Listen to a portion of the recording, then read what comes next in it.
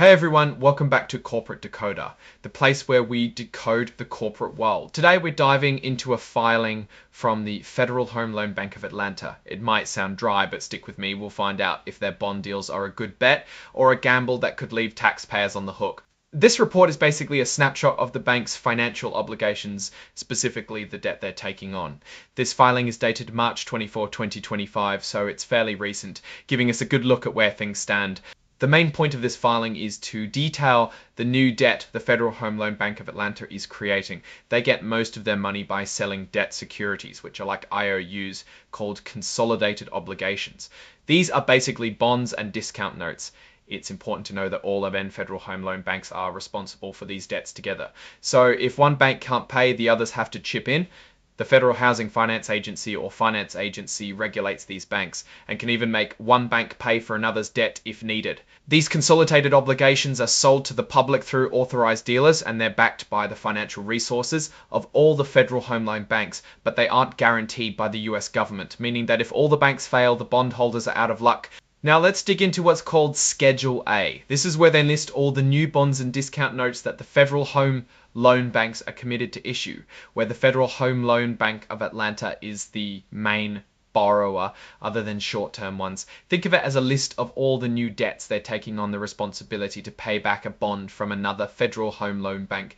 It would appear here too. Alright, let's break down some of the key numbers from Schedule A.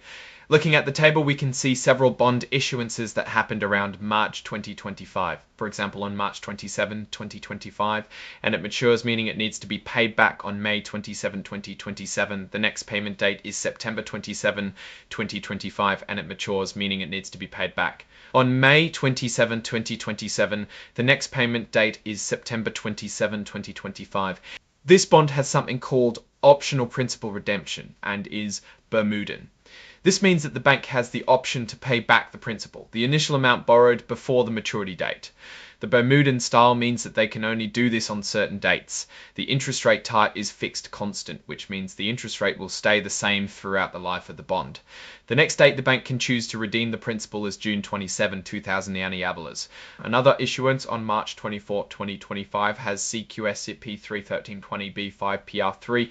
This one settles on March 25, 2030, 2025 and matures on March 25, 2030. It also has optional principal redemption, but is European. This means that they can only pay it back on a particular date only.